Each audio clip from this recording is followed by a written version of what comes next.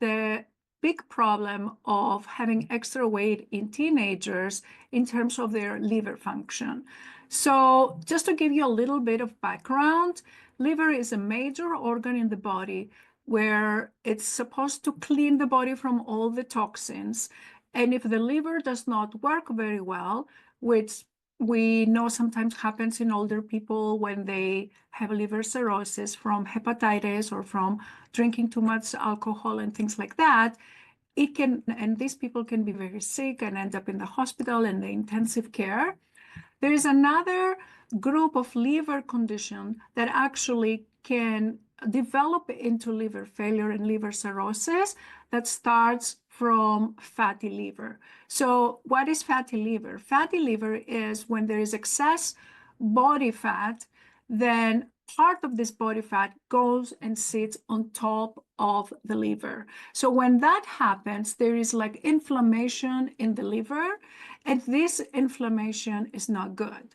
And we're not talking about inflammation that only happens for 2 or 3 days and it's not a big deal because you took some antibiotics, so your liver was a little bit stressed because of that.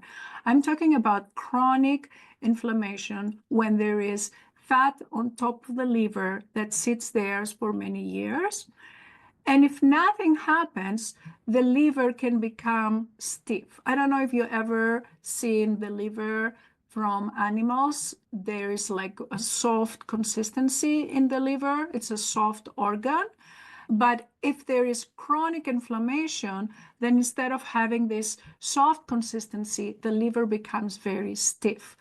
We call this a liver fibrosis, and eventually can lead to liver cirrhosis. Obviously, this happens throughout many years, right? It's extremely rare to see this condition in teenagers because of fat deposition. However, what is common in teenagers is these early stages of liver inflammation and liver consistency that becomes to be abnormal.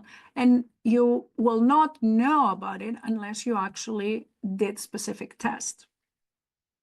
So there was a great study that was recently published in the Journal of Obesity, just recently in 2025. The actual title of this study is Association Between Excessive Screen Time and Steatotic Liver Disease in Adolescents. When we're talking about steatotic liver disease, what we mean is what I explained, that there is a lot of fat around the liver, and that can create the first stages of liver inflammations. So what the researchers did is they examined 713 subjects between the ages of 12 to 17 years old. So they collected data about what was their height, what was their weight, what they were eating, what was their liver health, what was their enzymes, what was their family history. And then they also looked to see how much screen time these kids watched, not while they were at school. This was screen time outside school. And then they also looked at the liver with a very specific method that you need a dedicated organ to figure and examine this, but basically they measured what is called transient elastography method, and they used liver steatosis definition based on these measurements from this technique that they did.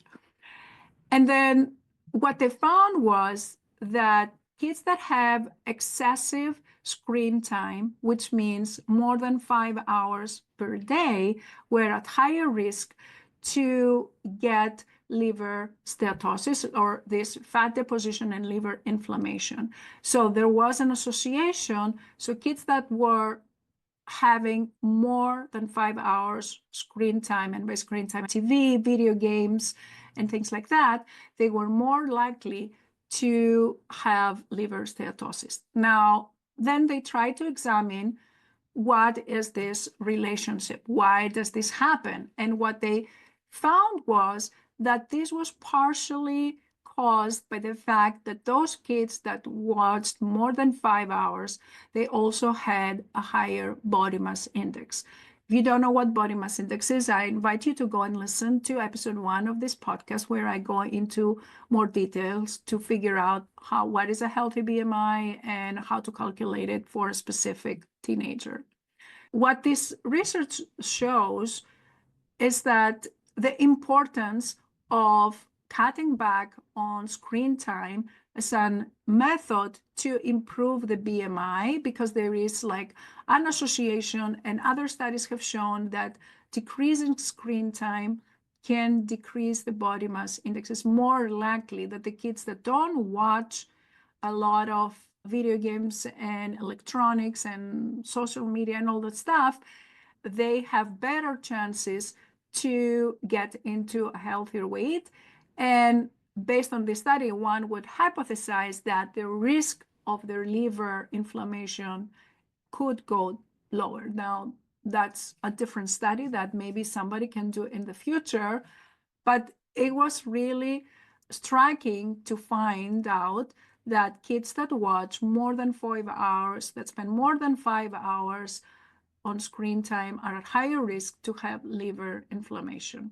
So you may feel nothing, you may know nothing about the health of your liver, but I wanted to take this opportunity and ask you to re-examine how much time are you spending on screen time every day.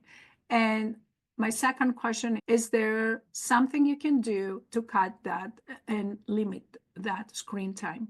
I have discussed before the mechanisms by which screen time can affect the body mass index, and one of this is it can disrupt the cycle of sleep. Like people that have a lot of screen time, they have difficulty sleeping. It can disrupt the physical activity, because people that are on screen time, they don't go to exercise. It can disrupt the eating habits, because people that are exposed to all this advertising of unhealthy food are more likely to eat unhealthy food, and can also cause stress and anxiety when the kids are exposed to all these unhealthy messages about what is healthy and what is not healthy.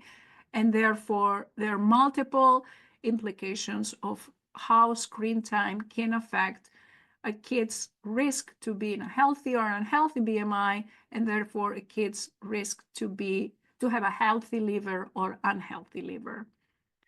So that's all I had for you for today. I hope it was helpful. Don't forget to go to my website, lifestyleforteens.com, and look on free resources to get more free help. Take care.